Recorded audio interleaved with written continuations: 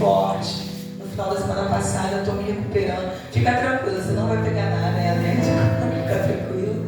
Então, se a minha voz falhar um pouquinho, tenha paciência comigo, tá bom? Sem mais demoras, sem mais delongas, né? Vamos abrir a palavra do Senhor no segundo livro das Crônicas, capítulo 32, amém? Queremos só teu nome engrandecer. Você pode louvar e agradecer-te, oh, em nossas vidas. Confiamos em teu infinito amor. Só tu és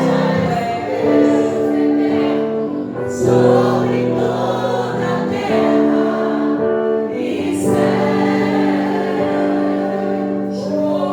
Igreja, todos encontraram?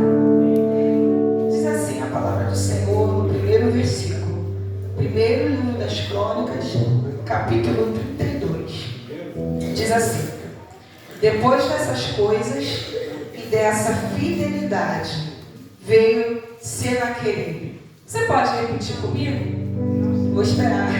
Segundo livro das Crônicas, capítulo 32. Todos encontraram? Aleluia. Vamos ler de novo. Depois dessas coisas e dessa fidelidade veio Senaqueribe. Amém? Coloca uma vez mais a mão no seu coração. Senhor Deus, unindo a minha oração, a oração tão poderosa, Pai, que a tua filha já fez pela minha vida. Eu não venho, Senhor, aqui falar por mim, mas falar, ó Deus, de uma igreja que tem sede hoje. Eu me incluo, Senhor, nesse grupo, Pai, sedento da tua palavra, sedento para ouvir algo da tua parte. Ai, Espírito, toma-me agora, como um vaso que sou na roda do olheiro. Usa-me por misericórdia, por graça, Senhor, porque não há em mim mérito. Mas eu creio, Deus, que essa noite o Senhor fala com a tua igreja de uma maneira poderosa. Que essa palavra possa ir ao encontro dos corações que entraram aqui, aleluia, à espera de uma resposta, de um milagre. Ó Pai, que essa palavra que o Senhor vai liberar aos nossos corações venha de encontro àquilo que precisamos ouvir da tua parte. Te pedimos uma vez mais, fala conosco, não te cales e fica entre nós. Assim oramos em nome de Jesus, amém? A igreja pode aplaudir o nome do Senhor? Se assente, aleluia, ao nosso Senhor. Aleluia. Deus seja louvado. Irmãos, nós estamos diante de um texto muito tremendo e é um dos textos que eu mais gosto na Bíblia. Só que para que nós possamos entender esse contexto daqui do capítulo 32, nós precisamos começar a ler o 28 e completar com o 29. E o que esses capítulos vai falar conosco, que eu preciso fazer essa breve introdução para que haja uma compreensão daquilo que o Senhor quer falar conosco. A Bíblia diz que aos 25 anos, no capítulo 29, aleluia, Ezequias ascende ao trono, com aos 25 anos de idade. Só que eu preciso falar de alguém que antecedeu Ezequias.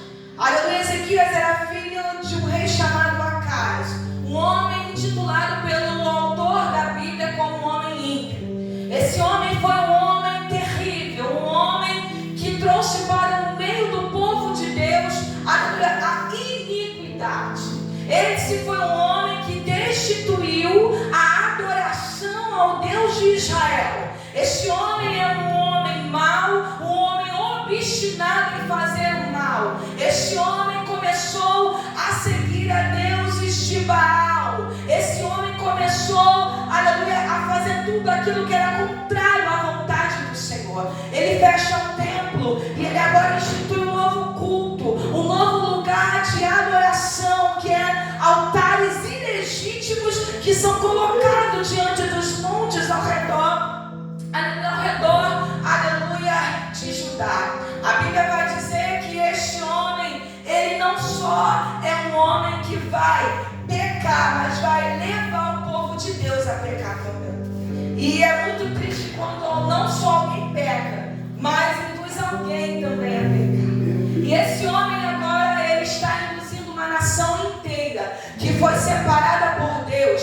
Lá em Gênesis 12, quando Deus chama Abraão e lhe faz promessas. Agora esse povo está desviado, apostatado na fé. Agora o lugar legítimo de adoração é substituído por montes. Os altares legítimos são substituídos por altares ilegítimos. Esse homem era tão ruim, que ele ofereceu até mesmo alguns dos seus filhos em sacrifício a Baal. Isso é só para você entender quem foi este homem. O homem que fez tudo aquilo que era contrário à lei do Senhor. Mas agora Ezequias, pastor, está crescendo. Ele está observando o comportamento do seu pai. A Bíblia diz que Ezequias, ele está crescendo. E ele está vendo que a adoração, aleluia, legítima foi substituída por uma adoração ilegítima. Ele está vendo que a presença de Deus não habita mais no meio do seu povo. Ele está vendo que Deus está irado, pastora. Deus está irado com o povo eleito. Deus agora está olhando para aquele povo e não está reconhecendo, aleluia, porque o cheiro do incenso que sobe não é cheiro de adoração legítima, mas de uma adoração que agora é entregue a deuses que não são. O povo está desviado. O povo agora escolhe seguir a sua liderança, ao invés de fazer aquilo que a palavra do Senhor, que a lei do Senhor ordenada. Mas agora a Bíblia diz que Ezequias está crescendo e agora Acais é morto. E agora aos 25 anos de idade ele ascende ao trono. Ele começa a reinar. E ele é alguém, pastora, aleluia, amado, que tinha tudo para copiar as atitudes do seu pai. Porque nós, filhos, temos o tendenciamento de repetir atitudes daqueles que nos antecederam.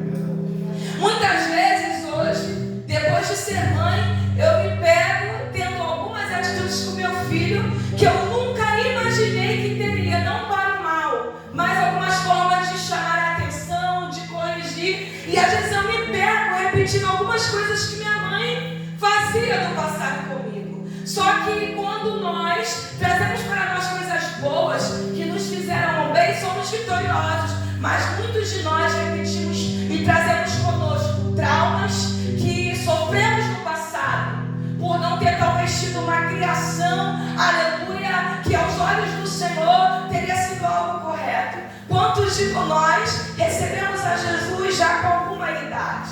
Aleluia, só que ele cresceu, pastor. Ele viu tudo que o pai fez, ele tinha tudo para repetir as atitudes do seu pai. Mas a Bíblia diz que quando ele ascende ao trono, aleluia, ele entende que ele está recebendo de Deus uma missão. Ele não encara aquele trono como, aleluia, como um objeto de poder, mas ele encara aquilo como uma missão que o Senhor está confiando. Ele tinha tudo para repetir e assim dar sequência a um círculo vicioso, mas ele escolhe fazer a diferença. A primeira atitude que ele tem, aleluia, ao tomar posse do cetro, do trono, aleluia, foi abrir as portas do templo. O povo chegou numa degradação moral e espiritual tão terrível que o templo do Senhor foi fechado. Não tinha mais adoração no meio do povo, não tinha mais a presença no meio do povo. Deus não habitava mais no meio do seu povo. Deus não era mais bem-vindo no meio do seu povo. Mas Deus levanta um que decide fazer a diferença. É Deus dizendo: os erros do passado ou dos seus antepassados não precisam se repetir em você. Você tem a oportunidade de fazer uma escolha, e você tem a oportunidade de fazer diferente do que fizeram com você. Aquele que é usado para destruir, para, como eu posso dizer, para ferir, para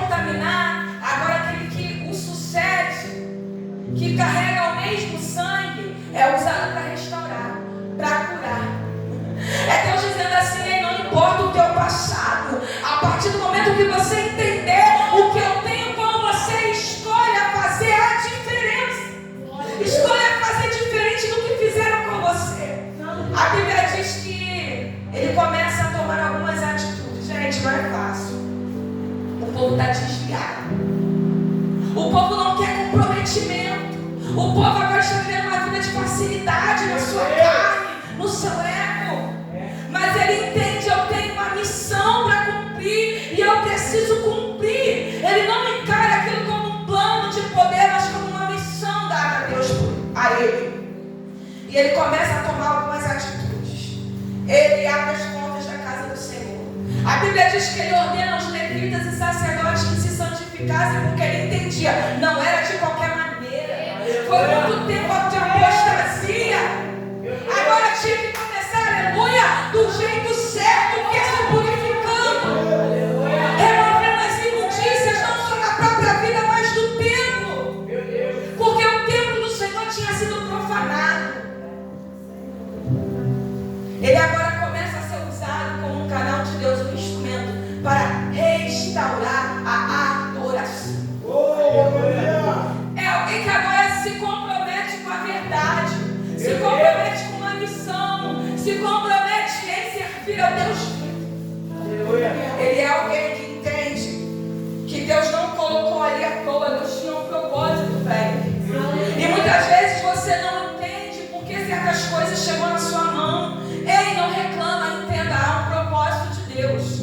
Talvez você olhe para você e não se sinta capaz. Eu imagino ele com 25 anos de idade, qual era a maturidade dele? Nenhuma. Mas ele, aleluia, ele não se acovarda. Ele não se intimida, ele toma, ele abraça com a oportunidade e diz assim, eu vou fazer diferente. Aleluia. O pai que foi usado para, aleluia, remover a presença e a adoração, agora o filho é usado para restaurar a presença e a adoração no meio do povo de Deus. A Bíblia diz que ele traz esses sacerdotes purificados, ele santifica, mas ele faz algo muito lindo, ele convoca o povo a um arrependimento. Avivamento sem arrependimento não tem como. E reavivamento é avivar uma vez mais, é avivar de novo. Então tem que ter confissão de culpa, tem que ter santificação, tem que haver verdade.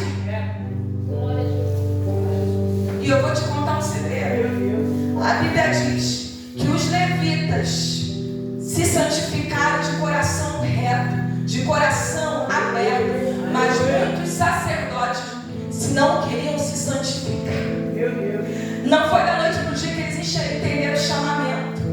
Muitos deles só entenderam depois quando viram o que Deus estava fazendo. Ele, não seja como esses, seja como o levita que entendeu, aleluia, o propósito no momento que ele foi liberado.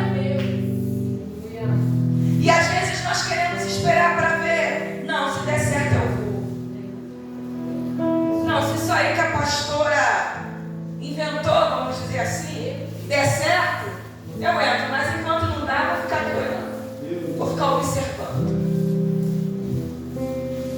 Irmão, se Ezequias não se posicionasse, o povo continuaria subjugado, oprimido, desviado dos caminhos do Senhor, mas o povo entendeu que precisava se posicionar. E Deus está te perguntando, vai ficar até quando sentado no banco? Vai ficar até quando aí, colocando as suas limitações na frente do Deus que te capacitou? Gente, Deus não chama ninguém capacitado. Deus chama primeiro, depois Ele capacita.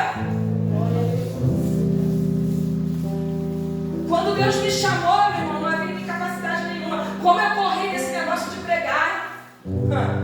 Mas chega uma hora que não dá para correr. Correr dá mais trabalho, gente. Correr, fugir da vontade de Deus é mais trabalhoso. Sabe por quê? Você está lutando uma guerra perdida. Você está lutando com o dono da batalha. Não dá para você vencer essa guerra. Ou você se dispõe ou você se dispõe. Não adianta, Ele sabe como fazer a gente chegar onde Ele quer. E Ele começa. Ele santifica a casa do Senhor, convoca o povo ao arrependimento, aleluia. Ele restabelece o culto a Deus, aleluia. O culto voltou, pastora. Deus agora é invocado novamente, aleluia. Ele derruba os altares ilegítimos e levanta altares legítimos. Ele purifica os altares que estavam empoeirados, aleluia, profanados. Ele agora restaura.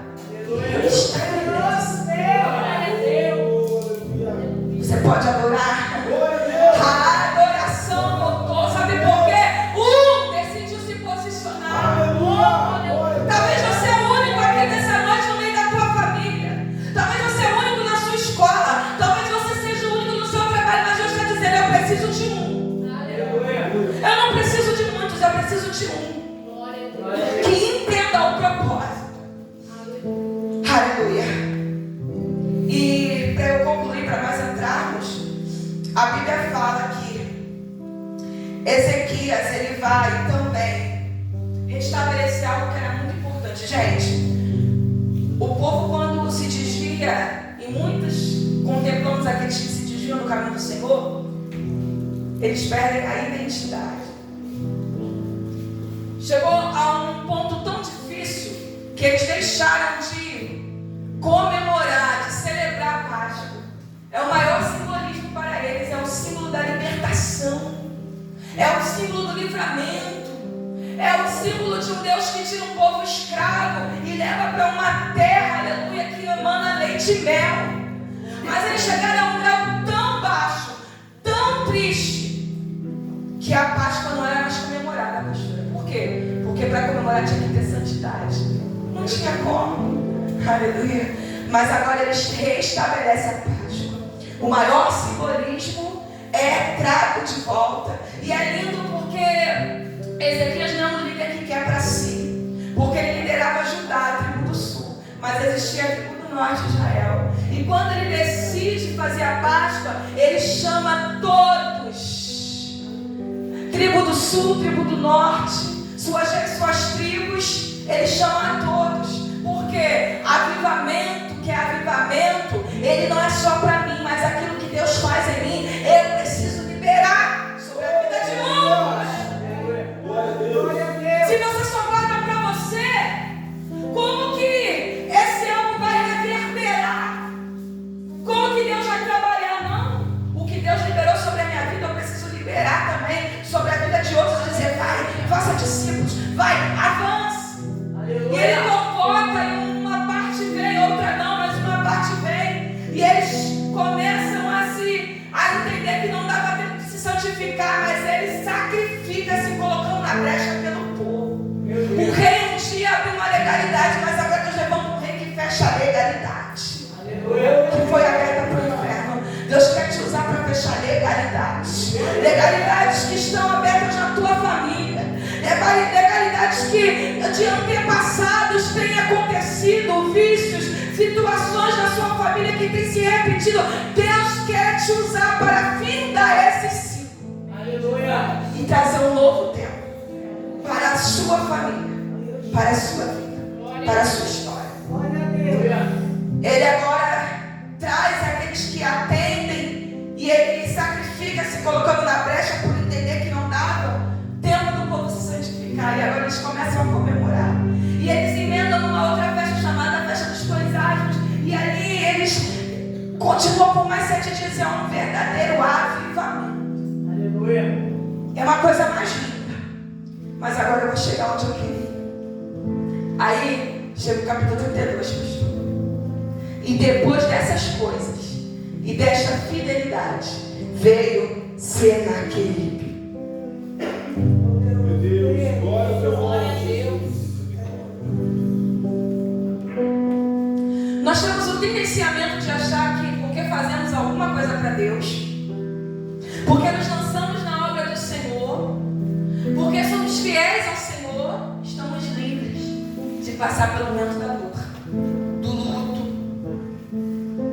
da dificuldade financeira. Aí o próprio autor da Bíblia diz que depois dessas coisas e dessa fidelidade, olha o que esse homem fez. Trouxe a presença, santificou o povo. O povo voltou a ter uma identidade de geração de um povo eleito que carregava a presença do seu Deus. Aí a Bíblia diz que depois disso tudo, pastor, veio Senaqueribe.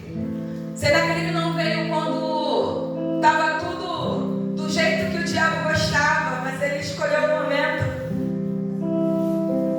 oportuno para ameaçar. Cuidado, não pense que porque você é fiel a Deus você está livre de passar, mas entenda que na sua vida só acontecerá aquilo que é permissão de Deus. E muitas coisas que acontecerão na sua vida não é porque Deus quer o seu mal, mas é porque Deus quer que você eleve mais o nível.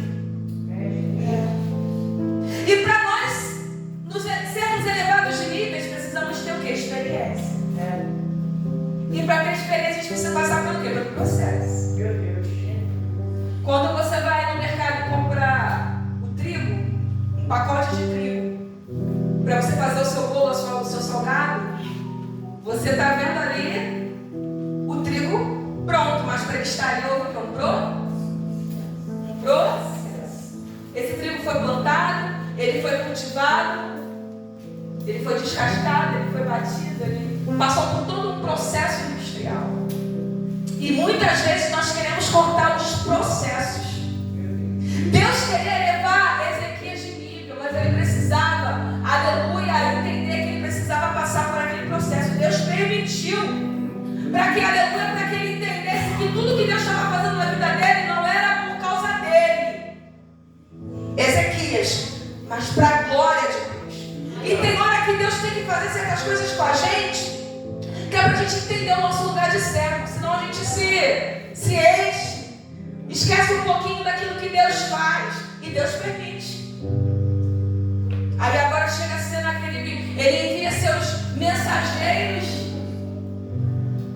E quantos mensageiros o diabo tem enviado até você?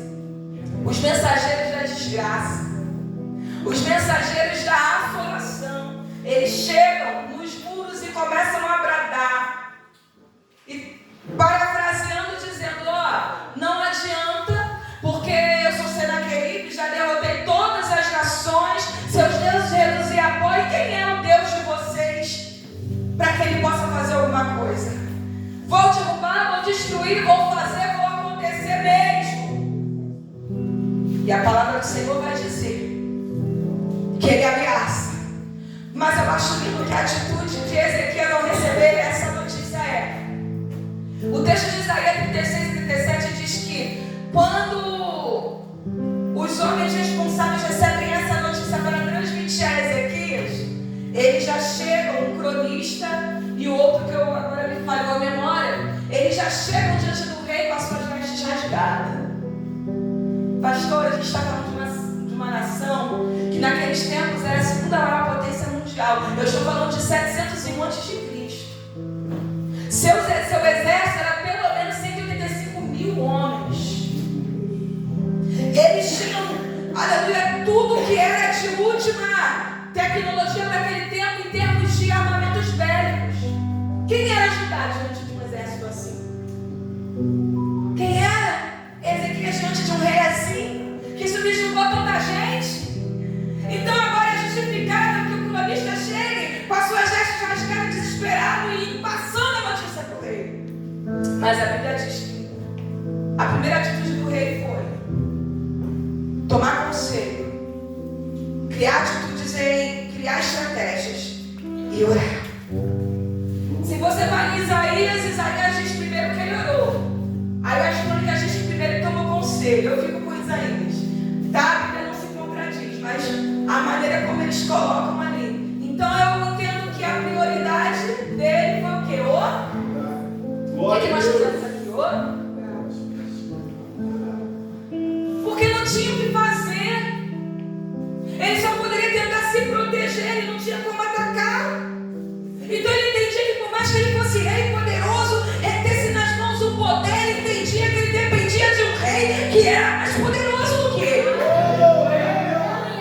Ele conseguiu reconhecer o seu lugar de submissão.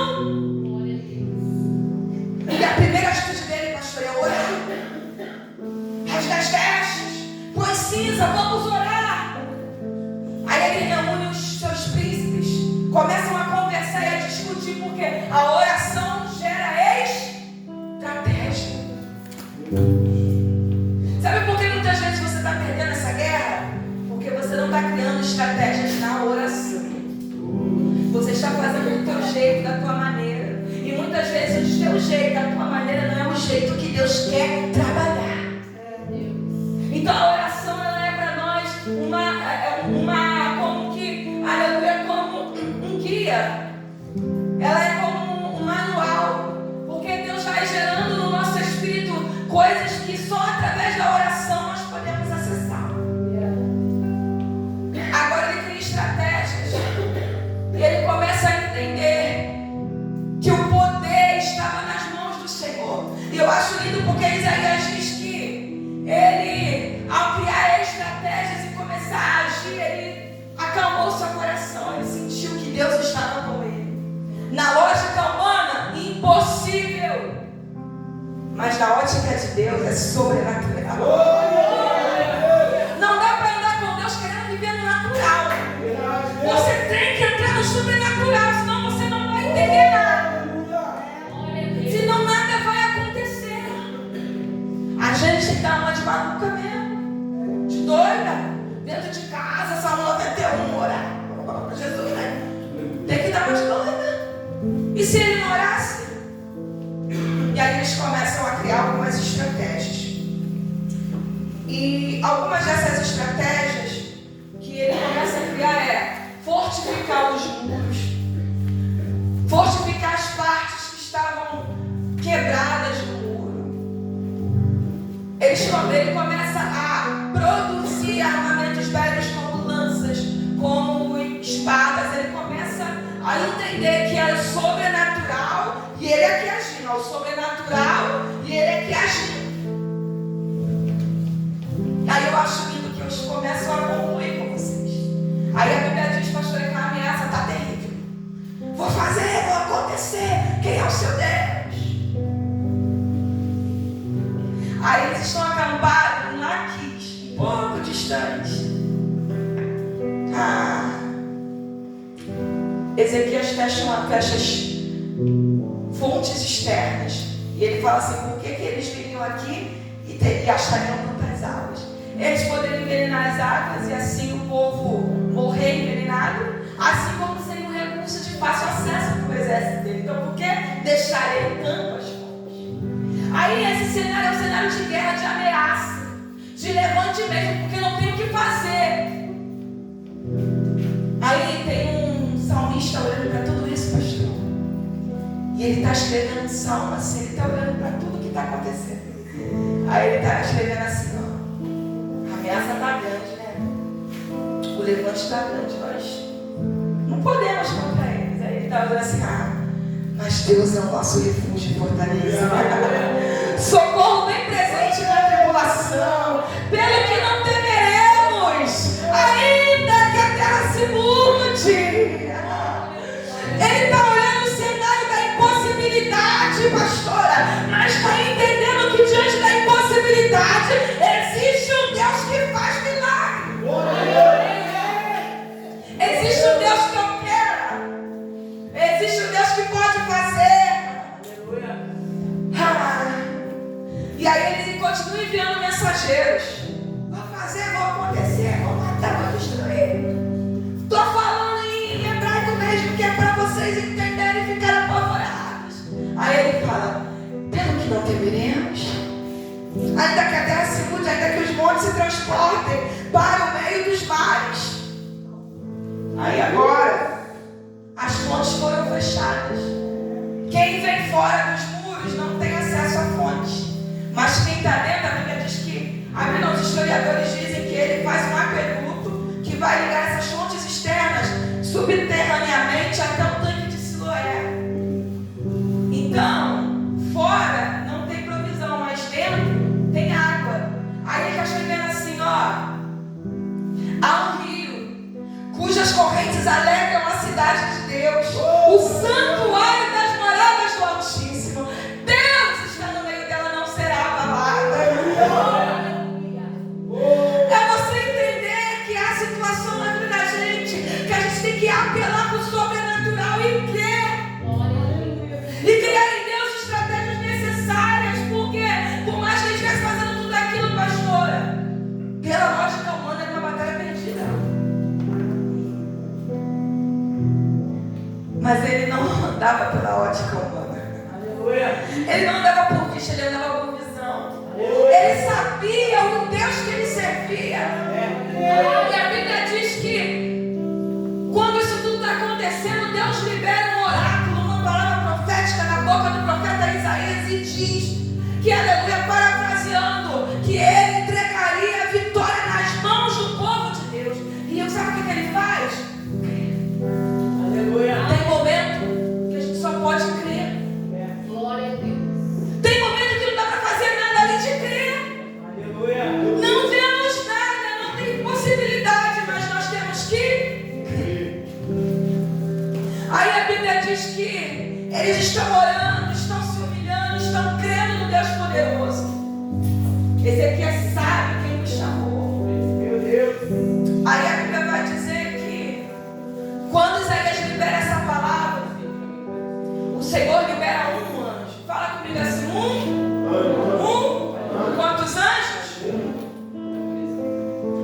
Esse anjo vai até o arraial dos assírios. E a Bíblia diz que esse anjo destrói todos os homens daquele arraial.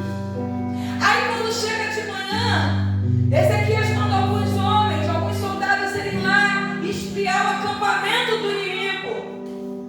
Aí quando ele chega lá, os homens destruídos, despojos, provisões. Eu quero te dizer, em meio a essa guerra, Deus te faz vencer e ainda libera para você a provisão do céu. Provisão. Aí o salmista continua escrevendo, pastor. E ele diz assim: Deus está no meio dela, não será abalada. Deus a ajudará a romper da manhã. Quando amanhece, o soldado vai conferir qual é a notícia. Está todo mundo morto. E a vitória do povo de Deus. Sabe por quê? Porque ele creu.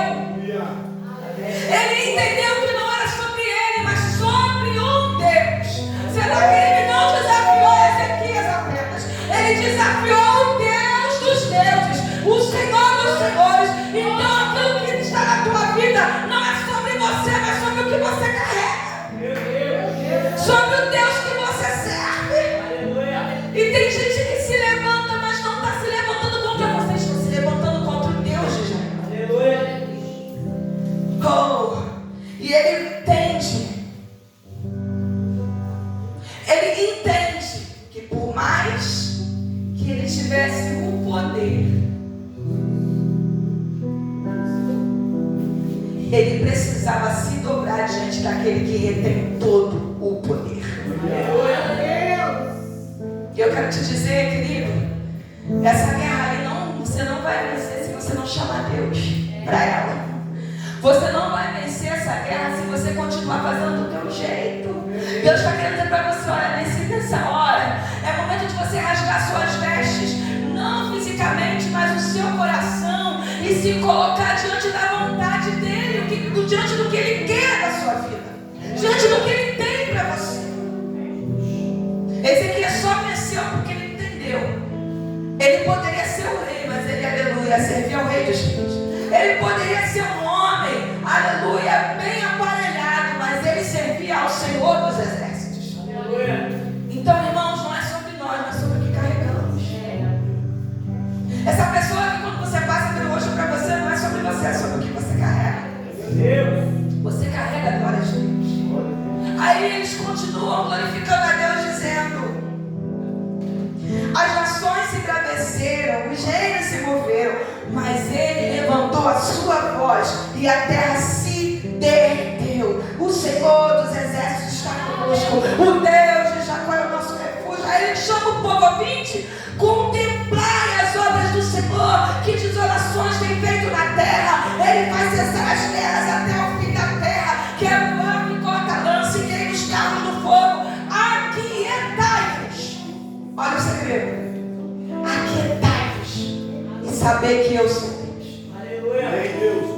Você hoje tem uma escolha: vai continuar deixando a ansiedade te tomar desse jeito? Vai continuar passando a noite em claro? Vai continuar agitada, nervoso, diante daquilo que você não tem poder para resolver? Ou vai entender que você precisa entregar nas mãos dele e confiar, deixar, descansar, crer que ele pode fazer o impossível? Esse homem foi um instrumento de avivamento, de reavivamento para o povo de Deus.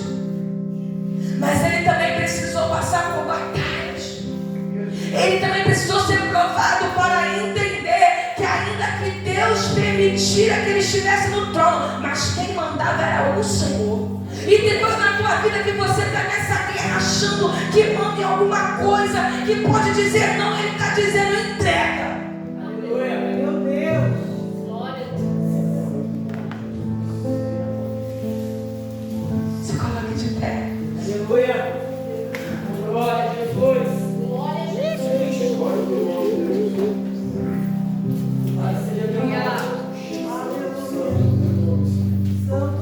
Nós precisamos entender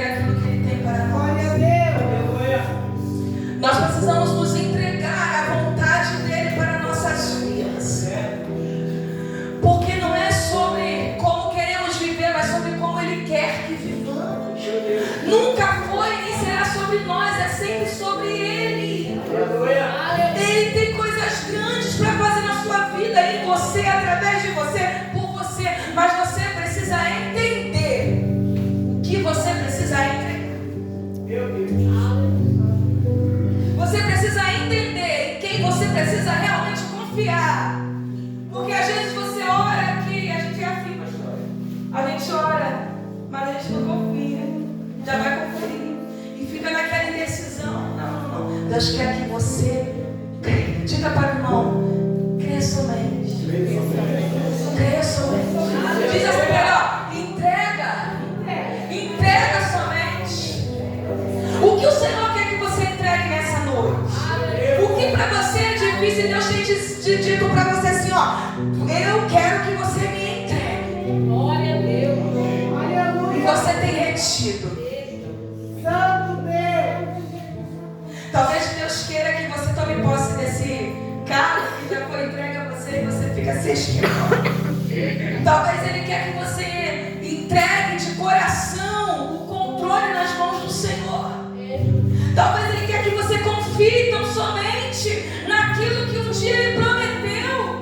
E você fica tentando resolver com meios humanos aquilo que só vai se resolver no espiritual. Porque o que é para resolver aqui no físico, Deus te dá a estratégia, mas tem coisas que você só vai resolver no espiritual. Aleluia. E o espiritual, meu irmão, é algo que transcende, é algo que é além, é algo alto. E para alcançar esse nível, você precisa entregar a tua própria vontade no altar. Aleluia. O que o Senhor tem te pedido e você tem retido? Olha ao Senhor, toca a mão no seu coração. Nós não vamos dizer, Senhor, eu te entrego, mas vamos dizer, Senhor, me ajude a entregar. Senhor, nos ajude a entender a tua vontade, porque como foi falado aqui, ela é boa, perfeita e agradável. E às vezes, Senhor, a sua vontade nós não compreendemos, mas no final das contas ela é boa, é perfeita e é agradável. Senhor, não entendemos o porquê, às vezes o Senhor nos diz não, mas até o teu não, aleluia, é a tua vontade para nós, e ela é boa, é perfeita e é agradável. Senhor, nos ajuda a nos submeter à tua vontade, nos ajude a entregar não pela metade, mas por completo nossas vidas em teu altar.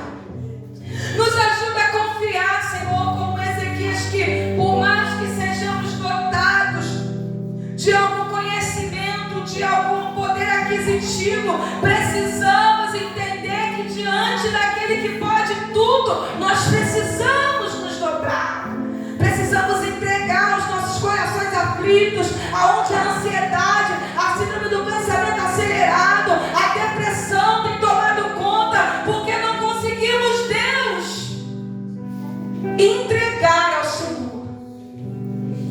Esse é algo que no nosso íntimo, no nosso emocional, tem nos prendido, tem nos aprisionado, tem nos feito andar de um lado para outro sem esperança, esquecendo que o Senhor está cuidando de nós, que o Senhor quer tomar a frente da nossa batalha, mas o Senhor não fará isso se nós não te dissermos, se nós não te chamarmos, se nós não dissermos ao Senhor, Senhor, eu te entrego o controle.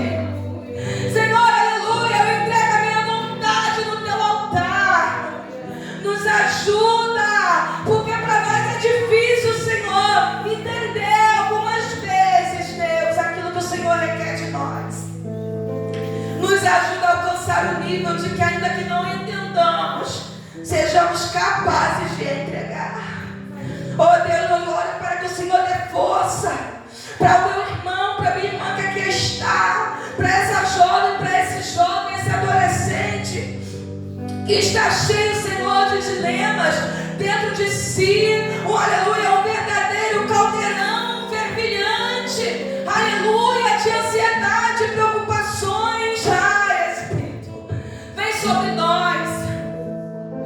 Ah, Espírito, vem sobre nós, nos ajuda. Toma a nossa mente, toma o nosso coração, toma as nossas emoções, toma o controle da nossa vida por completo. Nós te pedimos força.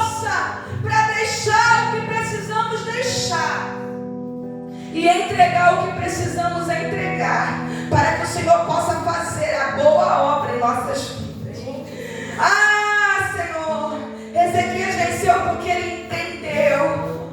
Nos ajuda a entender também. Reaviva-nos, Senhor.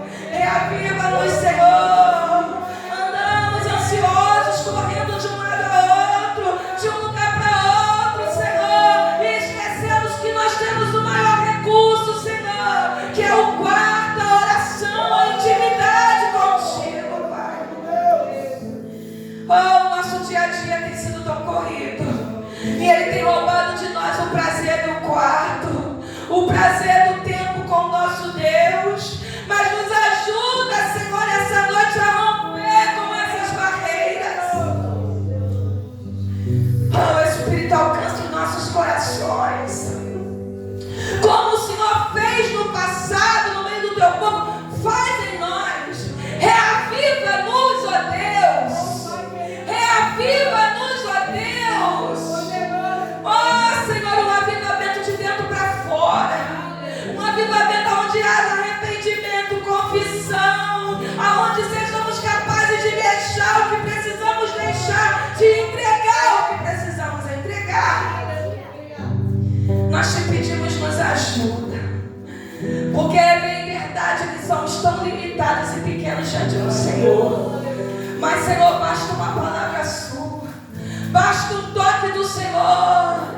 Ai, a nossa alma se submeterá. Oh, Senhor, basta um toque seu, e ao teu toque nós não resistiremos à sua vontade. Reaviva-nos uma vez mais. Ó Deus, eu oro por cada um e declaro, ó Pai, que nessa noite o Senhor está dando esclarecimento para aquilo que ainda não é compreendido, direção para aquilo que é necessário, Senhor, ser mudado de rumo. Oh, Espírito Santo, eu profetizo que o Senhor hoje nos dá a graça necessária para entregar e também confiar. Não só entregar, mas também confiar. E nós cremos hoje que entraremos num novo nível na nossa caminhada, na nossa vida com Deus. E nós escolhemos hoje adentrar nesse nível. O Senhor me mostra um portal. E esse portal, ele é muito luminoso no seu interior. E o Espírito Santo diz assim: se você escolher entrar hoje por esse portal, se vocês tomarem a decisão, esse portal simboliza a vontade e o querer de Deus para a tua vida, uma nova direção, um novo nível em Deus. E se você crê hoje, você pela fé pode dar o primeiro passo e adentrar este portal. É um portal de um novo direcionamento de Deus para a tua vida. É um portal que, uma vez que você escolher entrar, você viverá num novo nível na tua vida. Se você pela fé pode fechar os seus olhos e te declarar ao Senhor: Senhor, eu escolho entrar por esse portal. Ele é um novo tempo de Deus na tua vida. Ele é aquilo que representa um novo de Deus para você. E não se espante se ao escolher passar por esse portal, algumas coisas na sua vida se baguncem primeiro, para depois serem postas no seu devido lugar. Não pense que passar para esse nível será apenas o nível onde você receberá bênçãos, mas é um novo nível onde você também vivenciará as retaliações. Mas o Senhor te diz que diante das retaliações, Ele te dará cobertura. Porque quando entramos no novo nível de algo de Deus para a nossa vida, não é um nível humano, é algo espiritual. inferno se levanta. Mas diante da nossa vida está o guarda de Israel que nos guardará, que nos livrará. Então, se você entender que entrar por este novo nível não é somente atrair as bênçãos, mas também é atrair oposições para a tua vida, esteja pronto a atravessar. Eu escolho atravessar. Porque não importa o que eu vou viver, se eu estou entrando no nível com Ele, é Ele que vai tomar a frente. O Senhor está dizendo: não temas viver um novo nível na minha presença. Pode até haver dificuldade, mas a minha presença está contigo. Pode haver adversidades, mas eu vou na tua frente e te garanto vitória. Porque quando escolhemos viver a vontade dele, Ele nos garantirá em tudo. Aleluia. Eu escolho atravessar por este portal. Ele está aqui nessa noite.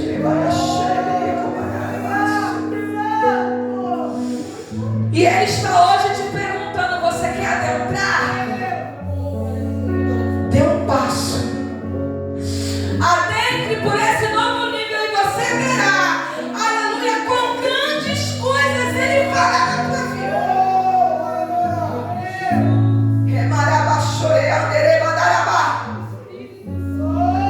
Pessoas aqui vão viver um novo nível espiritual. Tem pessoas aqui, pastora, que a senhora, aleluia, a unção vai ser tão grande que a senhora terá que derramar divisa. Porque, aleluia, começará a levar a Deus vai expandir. Oh, tem pessoas aqui que quando entrar por esse nível, Deus vai convidar você a entrar num outro nível. Tem pessoas aqui que Deus manda dizer que está derramando a unção da prosperidade. Tem gente aqui que vai receber vitória financeira. Situações que estão gravadas na sua vida, causa da justiça. Se você crê hoje e se você entra hoje por esse nível, Deus está na basura liberando sobre a sua vida. Esse lugar será pequeno. Ou a senhora terá que alargar as tendas, ou a senhora terá que ir para um novo lugar que Deus vai te dar. Mas esse lugar será pequeno para aquilo que Deus vai realizar neste lugar. A procrastinação espiritual neste lugar foi rompida. Foi quebrada hoje.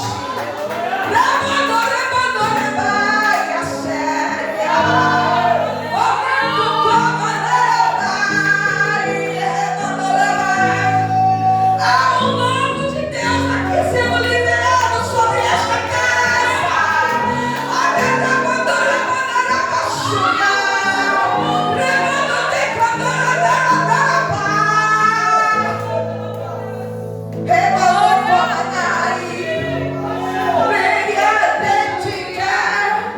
Tem gente aqui que Deus vai separar e levar para outra terra. Tem gente que Deus vai arrancar de Saracuruna para um novo tempo.